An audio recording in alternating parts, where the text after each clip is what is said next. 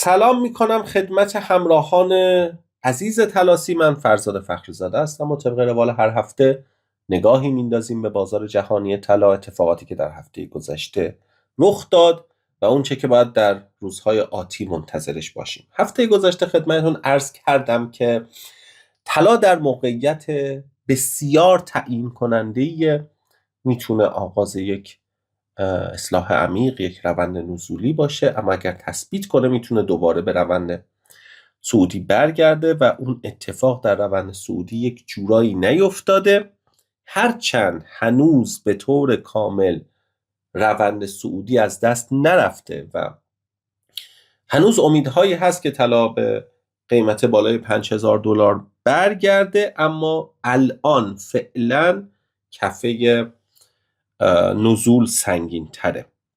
یکی از اتفاقات بسیار مهمی که هفته گذشته افتاد و باید به نظرم افراد بهش توجه کنن، بازدهی اوراق بلند مدت آمریکا بود. ببینید، تا قبل از این نگاه ها به فدرال رزرو و نرخ بهره بود و معامله‌گرها داشتن با نگاه به نرخ بهره در واقع موقعیت های خرید و فروششون رو میگرفتن، میرفتن فد واچ نگاه میکردن احتمال اینکه نرخ بهره کاهش پیدا کنه این هفته چقدره و بر اساس اون تصمیم میگرفتن. به نظر میاد فعلا حداقل در کوتاه مدت احتمال کاهش نرخ بهره منتفیه و اگه یکی بخواد مثلا به این نگاه بکنه، خب الان دستش بسته است. اما درایوری که الان میتونه کمک بکنه به معامله‌گران برای اینکه سمت و سوی بازار رو بتونن تشخیص بدن،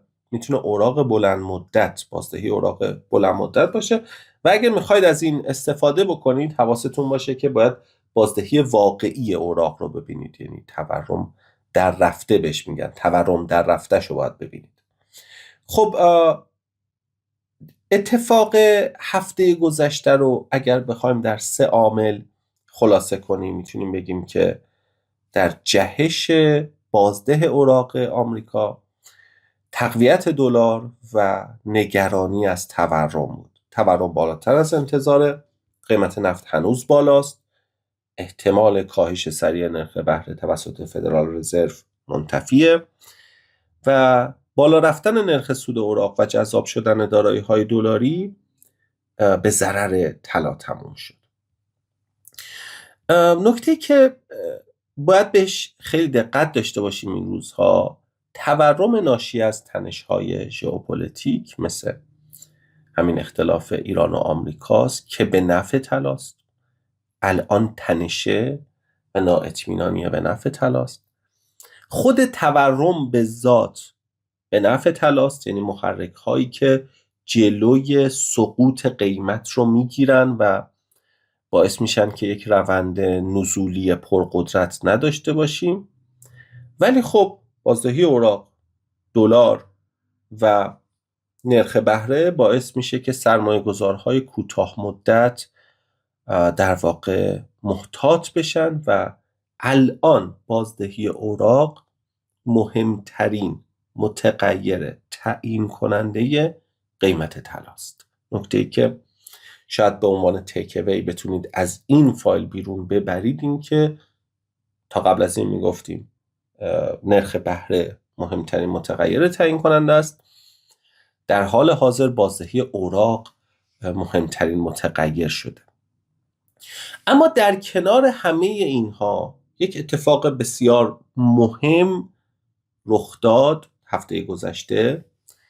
تصمیم هند برای افزایش ناگهانی تعرفه واردات طلا از 6% به 15% بود. تعرفه‌ای که خب سال 2024 کاهش پیدا کرد، به 6% اومد، اما الان هند خودش رو عملاً نزدیک به یک درگیری جدی داره میبینه و تنش بالاست در منطقه و ذخایر ارزی هند الان براش مهمه و با این اقدام میخواد جلوی فشار به واحد پول داخلی خودش روپیه رو بگیره، چون پول داره خارج میشه و طلا داشته خریداری میشده. این تعرفه قراره که یک مقدار این اتفاق رو جلوش رو بگیره. خب ما دیدیم در گزارش ها که در حال حاضر طلای مصرفی به عنوان طلای زینتی در سال گذشته در واقع تقاضاش افت داشت، اما همچنان تقاضای سرمایه گذاری بالا بود و جمع اینها رو نگاه میکردیم، تقاضای طلا مثبت بود نسبت به سال گذشته، رشد داشت. اما هند به عنوان یکی از بزرگترین بازارهای طلای فیزیکی در جهان و یکی از بزرگترین متقاضیان طلای زینتی، کاهش تقاضای هند میتونه روی این در واقع تراز تأثیر منفی بذاره و باعث بشه که تقاضای طلا یک باره افت چشمگیری داشته باشه. سرمایه گذارها در جهان رفتار دوگانه‌ای داشتن در هفته‌ای که گذشت. سرمایه گذارهای آسیایی بعضی از موقعیت خرید خودشون رو بستن و از ETF های طلا هم خارج شدن. در آمریکای شمالی ولی هنوز ورود پول به صندوق های طلا ادامه داره.